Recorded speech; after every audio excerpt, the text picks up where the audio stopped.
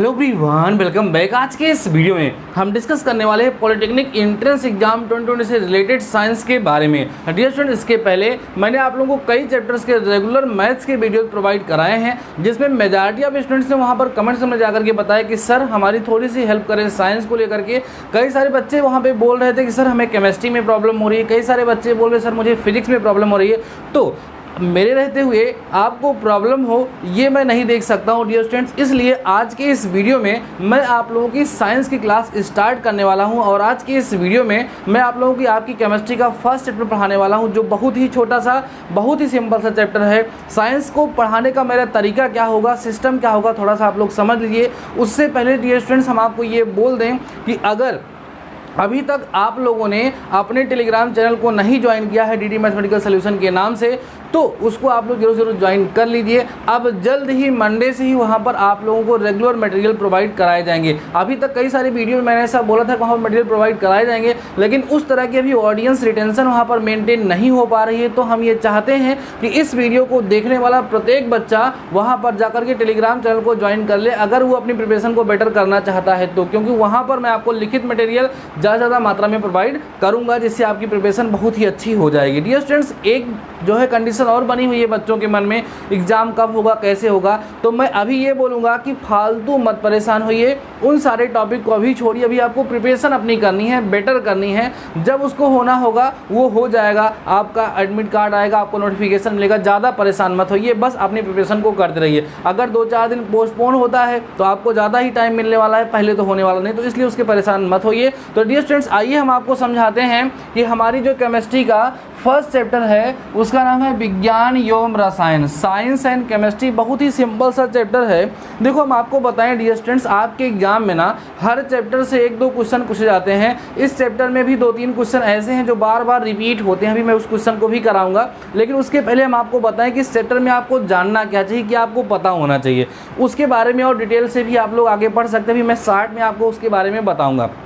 पहली चीज़ तो आपको पता होना चाहिए स्टूडेंट्स, विज्ञान क्या होता है, और विज्ञान की ही एक ब्रांच है रसायन विज्ञान। ठीक है, तो यहाँ पर इस चैप्टर में हम रसायन विज्ञान के बारे में डिस्कस करेंगे। विज्ञान क्या है आपको पता ही है, सुसंगठित सुव्यवस्थित क्रमबद्ध ज्ञान को विज्ञान कहते हैं। अभी हम डिस्कस करेंगे, उसके बारे में पढ़े हैं। और विज्ञान की 3 मुख्यतः शाखाएँ होती हैं, भौतिक विज्ञान, रसायन विज्ञान और जीव विज्ञान। बाकी और सारे विज्ञान भी होते हैं, खगोलीय विज्ञान, भौगोलिक विज्ञान। वहाँ पर ज़्यादा आपको फोकस करने की ज़रूरत नहीं है। मेनली हमें जो मेन साइंस की ब्रांचेस हैं उनके बारे में डिस्कस करना है। तो यहाँ पर हम लोग उसकी जो मेन ब्रांच है केमिस्ट्री, उसके बारे में हम लोग डिस्कस करेंगे। रसायन विज्ञान क्या होता है, इसकी उत्पत्ति कहाँ से हुई है, हमारी डेली लाइफ में रसायन विज्ञान के क्या उपयोग हैं, बस इतना ही हमें इस चैप्टर में कवर करना है। तो सारे कॉन्सेप्ट मैंने आपको बता दिया क्या क्या कवर करना है। आप ध्यान से हमारी बातों को सुनते रहिएगा, वीडियो को कहीं भी स्किप मत करिए, क्योंकि हम आपको एकदम इस चैप्टर का निचोड़ देने वाले हैं। उसको आप ध्यान से सुनेंगे, क्वेश्चन को सॉल्व करेंगे। इसी वीडियो के साथ ही साथ आप केमिस्ट्री का फर्स्ट चैप्टर अपना प्रिपेयर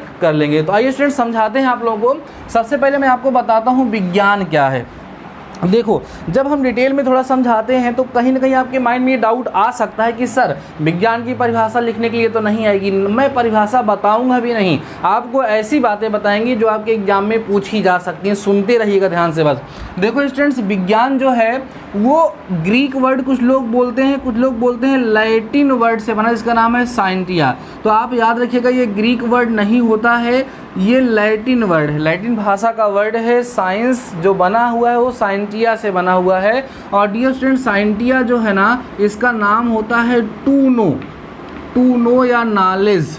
टू नो मीन्स जानना। बात समझ में आ रही है? इसका मतलब ये है कि विज्ञान जो है वो वह है जो किसी के बारे में जानता है, मतलब किसी के बारे में जानना, उसके बारे में स्टडी करना, वही क्या है, विज्ञान है। और आपको पता है कि संसार के बारे में हमको बहुत कुछ जानना है, बहुत सारी चीज़ें खोजी जाती रहती हैं विज्ञान के तहत।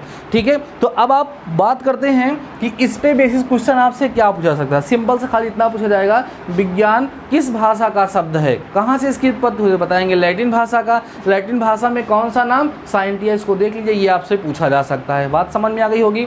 बाकी विज्ञान सुसंगठित सुव्यवस्थित ज्ञान है, वो सब नहीं पूछा जाने वाला है। ठीक है स्टूडेंट, बात समझ में आई। अब हम बात करते हैं विज्ञान की शाखा के बारे में। तो मैंने आपको अभी बताया कि जो विज्ञान है उसकी मुख्यतः 3 शाखाएं हैं। नंबर पहली हम लोग बोलते हैं कौन सा स्टूडेंट्स, भौतिक विज्ञान, या इसको हम लोग भौतिकी बोल सकते हैं। पहला होता है भौतिक विज्ञान, दूसरा होता है बच्चों कौन सा विज्ञान, रसायन विज्ञान, ठीक है, रसायन विज्ञान होता है बच्चों। और तीसरा जो होता है हमारा वो होता है कौन सा विज्ञान, जीव विज्ञान। आप कहोगे सर ये तो जनरल सी बात है, लेकिन स्टूडेंट्स ये सारी बातें भी पता होनी चाहिए, ये सब भी कभी कभी इजी पेपर बनता है तो पूछ जा सकता है। फिजिक्स, केमिस्ट्री एंड बायोलॉजी ये साइंस की मुख्यतः 3 ब्रांचेज हैं, 3 शाखाएं हैं। अभी हम लोग स्टार्ट क्या करने चल रहे हैं बच्चों, रसायन विज्ञान के बारे में हम लोग डिस्कस करने चल रहे हैं। बाकी आपको पढ़ना है भौतिक विज्ञान, तो उसको हम लोग जब भौतिक विज्ञान का टॉपिक स्टार्ट करेंगे तो हम भौतिक विज्ञान को हम एक्सप्लेन करेंगे। अभी स्टूडेंट्स हम आपको एक्सप्लेन करके दिखाएंगे रसायन विज्ञान। देखो बच्चों, रसायन विज्ञान का मतलब क्या है, थोड़ा सा आपको इसकी हिस्ट्री के बारे में बताते हैं। बहुत ही मज़ेदार चीज़ है ये। देखो स्टूडेंट्स, इसको आपको पता है हम लोग क्या बोलते हैं, केमिस्ट्री बोलते हैं, ठीक है, केमिस्ट्री बोलते हैं। डियर स्टूडेंट्स, आपको बोलें कि केमिस्ट्री जो है ना उसकी उत्पत्ति केमी शब्द से हुई है। और केमी शब्द आया कहाँ है बच्चों, केमी शब्द जो आया है वो कीमिया से आया है। कीमियागिरी एक वर्ड होता है, वहाँ से ये निकला हुआ है। तो कीमियागिरी होता क्या है मैं आपको समझाता हूँ। आपने मिस्र का नाम सुना होगा, मिस्र का नाम सुना होगा। आपने ये भी सुना होगा कि मिस्र के लोग वहाँ पर अगर उनके कुछ खास लोग अगर उनकी मृत्यु हो जाती है, वो मर जाते हैं, तो कुछ लोग स्पेशल जो होते हैं वो पहले पुराने ज़माने में उनको जलाते नहीं थे, उनको दफनाते नहीं थे। वो क्या करते थे, उनकी बॉडी पर वहाँ की जो मिट्टी होती थी उसमें कुछ मिला करके उनकी बॉडी पर लेप लगाते थे उस डेड बॉडी पर, और उसको ले जा कर के रखते थे। जो सदियों तक बाद में जब पाया गया, देखा उस बॉडी में कोई भी डिफेक्ट नहीं आया था, वो बॉडी पूरी तरीके से सुरक्षित थी। तब वैज्ञानिकों के सामने यह एक रोचक तथ्य सामने आया कि मिस्र के लोग मृत बॉडी पर क्या लगा देते हैं कि वो डिस्ट्रॉय नहीं होती है। जैसा कि आपको पता है कि बच्चों, अगर डेड बॉडी को 2-3 दिन रख दिया जाए बिना किसी सुरक्षा के तो वो डिस्ट्रॉय हो जाती है, उसमें से बैड स्मेल आ सकती है, वो सड़ जाएगी। लेकिन वो ऐसी कौन सी चीज़ लगाते थे, कैसा लेप लगाते थे कि 100 साल बाद जब पाया गया तो देखा गया बॉडी एकदम सुरक्षित थी। तो वैज्ञानिकों ने सोचा और कहा कि इस पर क्या लगाते हैं, तो वहाँ पर बात की गई तो वहाँ पर लोग मिट्टी का काम ज़्यादा करते थे। तो उसमें वहाँ पे जो मिट्टी पाई जाती है उसको कीमिया कहा जाता है, कीमिया मिट्टी का नाम है। और इस मिट्टी का जो काम करते थे उनको कीमियागिरी कहा। जैसे आप कहते हैं ना कोई भी काम करते हैं मिस्त्रीगिरी कहते हैं ना, जैसे कोई काम करता है, बढ़ई का काम करते हैं बढ़ईगिरी कहा जाता है। उसी तरीके से जो मिट्टी का काम कीमिया करते उसको वहाँ पर कीमियागिरी बोला जाता था। तो केमिस्ट्री की उत्पत्ति वहीं से हुई थी। वहाँ से सोचा गया ऐसा कौन सा चीज़ है, ऐसा कौन सा लेप है, ऐसा कौन सा केमिकल है जो बॉडी पर लगा दिया जाता है और बॉडी डिस्ट्रॉय नहीं होती है। तो वहीं से केमिस्ट्री की उत्पत्ति हुई, वहीं से केमिस्ट्री पढ़ी जाने लगी। क्योंकि वहाँ पर जब पता चला ना कि ऐसी मिट्टी में ऐसे कौन सी चीज़ हैं, ऐसे कौन से मटेरियल्स हैं, उनको खोजा जाए। जब उनको खोजा गया तो डिफरेंट टाइप्स के एलिमेंट सामने आए, तत्व सामने आए, उनके बारे में अभी तक हम लोग पढ़ते रहते हैं। ठीक है, बात समझ में आई। तो इसमें आपको ध्यान क्या रखना है कि केमिस्ट्री की उत्पत्ति कहाँ से हुई, मिस्र से। किस शब्द से आया है, केमी शब्द से आया है, कीमियागिरी से आया है, ये आपको यहाँ पर ध्यान रखना है। तो केमिस्ट्री के बारे में आपको सिंपल सा समझ में आ गया होगा। अब आप कहोगे सर केमिस्ट्री के अंतर्गत पढ़ा क्या जाता है। देखिए क्वेश्चन, केमिस्ट्री जो है वो विज्ञान की वह शाखा है जिसके अंतर्गत हम लोग विभिन्न प्रकार के परिवर्तनों के बारे में अध्ययन करते हैं जो हमारी तरफ हो रहे हैं जाने या अनजाने में।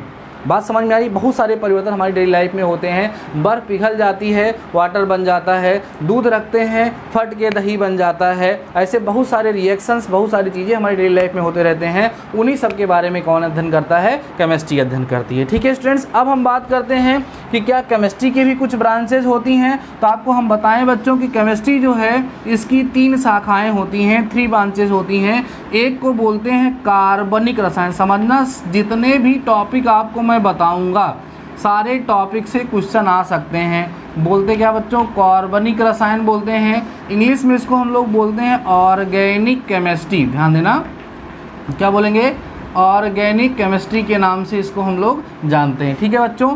दूसरा जो होता है उसको बोलते हैं अकार्बनिक रसायन। ध्यान देना, अकार्बनिक रसायन जिसको बोलेंगे इनऑर्गेनिक केमिस्ट्री। और तीसरा होता है बच्चों भौतिक रसायन। क्या होगा, भौतिक रसायन होता है जिसको हम लोग बच्चों बोलते हैं फिजिकल केमिस्ट्री।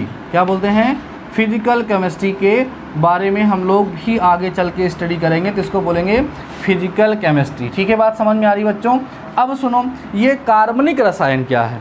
तो कार्बनिक रसायन को जानने से पहले हमें कार्बनिक यौगिक पता होना चाहिए। जैसे बच्चों यौगिक होता क्या है, जब एलिमेंट्स आपस में कंबाइन होते हैं, उनके एटम्स आपस में कंबाइन होते हैं तो क्या बनता है यौगिक। जैसे सोडियम क्लोराइड NaCl एक क्या है यौगिक है, KCl पोटेशियम क्लोराइड एक यौगिक है, H2SO4 एक यौगिक है, कंपाउंड इंग्लिश में इसको कहा जाता है, ठीक है। लेकिन इसमें कहीं भी आपको कार्बन नहीं दिख रहा होगा, तो जिन यौगिकों में आपको कार्बन नहीं दिखेगा उनको अकार्बनिक रसायन के अंतर्गत अध्ययन किया जाता है और उनको अकार्बनिक यौगिक के नाम से जाना जाता है, इनऑर्गेनिक कंपाउंड के नाम से जानते हैं। और जिस केमिस्ट्री के अंतर्गत इसका हम लोग स्टडी करते हैं उसको हम इनऑर्गेनिक केमिस्ट्री के नाम से जानते हैं, ठीक है।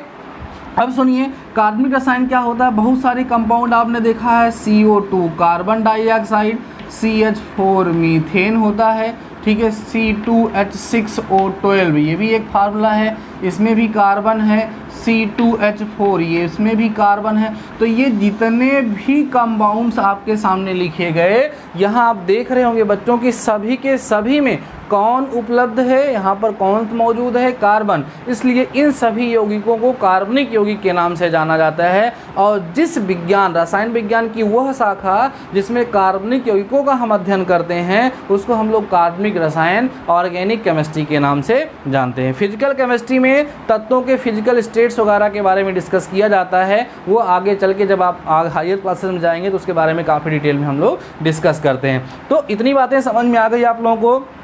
केमिस्ट्री क्या है, केमिस्ट्री के मेन ब्रांचेस क्या हैं, कार्बनिक रसायन क्या है। अभी आपको एग्जाम में जल्दी से एक क्वेश्चन पूछा गया था, निम्न में से कौन सा कार्बनिक यौगिक है, तो जिसमें आपको कार्बन मीन्स C दिखेगा वही कार्बनिक यौगिक है, जिसमें C मीन्स कार्बन नहीं दिखेगा वो सिंपली क्या है, कार्बनिक यौगिक नहीं है। तो मुझे लगता है कि इस कॉन्सेप्ट को आप लोग समझ गए होंगे, कोई प्रॉब्लम आपको नहीं होती। अब बात करते हैं बच्चों कि कार्बनिक रसायन या अकार्बनिक रसायन, या सिंपली हम बोल देते हैं कि रसायन विज्ञान जो है उसका हमारी डेली लाइफ में क्या उपयोग है, कहाँ कहाँ पर ये उपयोग होता है। तो इसका उपयोग बहुत जगह होता है, डेली लाइफ में यूज़ होता है। मैं एग्जांपल बताता हूँ। सबसे पहला एग्जांपल आप जानिएगा, जो आप जैम खाते हैं, जो आप जेली खाते हैं, जो आप अचार खाते हैं, इन सब में डिफरेंट टाइप्स के केमिकल्स का यूज़ होता है। जैसे अचार में सिट्रिक एसिड मिलाते हैं उसको खट्टा बनाने के लिए, ऐसे ही जैम और जेली में डिफरेंट टाइप्स के केमिकल्स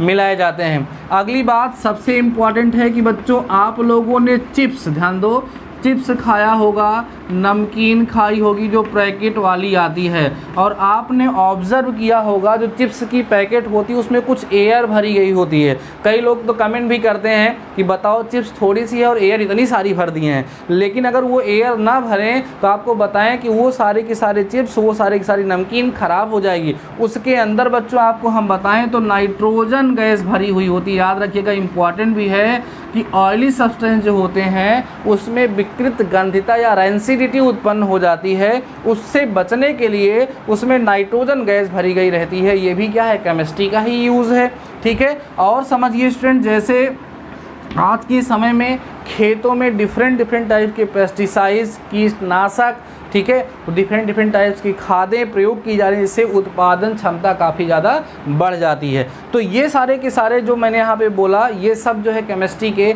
डिफरेंट टाइप्स के एग्जांपल्स हैं, उनके यूजेस हैं जो आपको पता होने चाहिए। तो डियर स्टूडेंट्स, इस वीडियो में मैंने आप लोगों को बहुत ही शॉर्ट में विज्ञान एवं रसायन का शॉर्ट रिवीजन और शॉर्ट मटेरियल प्रोवाइड करा दिया है। इतना आपको पढ़ना है। अब इसके बारे में जितना डिटेल से आप जानेंगे उतना अच्छा है। लेकिन यहाँ पॉलिटेक्निक में आपको सटीक कम समय में ज़्यादा नॉलेज ग्रहण करने की ज़रूरत है, और टॉपिक को पढ़ने के बाद उसके बेसिस पे कुछ क्वेश्चन ज़रूर सॉल्व करने हैं। उससे ये पता चल जाता है कि जितने टॉपिक्स आप लोगों ने पढ़े हैं क्या उन टॉपिक से रिलेटेड आपके एग्जाम में कोई क्वेश्चन आ रहा है या नहीं आ रहा है। और अगर आ रहा है या ऐसा कोई क्वेश्चन अगर इसका आंसर आपको नहीं पता तो सिंपल सी बात है कि आपने चैप्टर को ढंग से नहीं पढ़ा है। तो ठीक है स्टूडेंट्स, आज के इस वीडियो में मैंने इन सारे कॉन्सेप्ट को समझा दिया है। इन सारे कॉन्सेप्ट को जिसमें आपको जो भी चीज़ें खास लगे उनको आप लोग नोट करिए। देन मैं आप लोगों को इस चैप्टर के कुछ इंपॉर्टेंट क्वेश्चन प्रोवाइड कराता हूं जिनको आप लोगों को अपनी नोट्स में ज़रूर से ज़रूर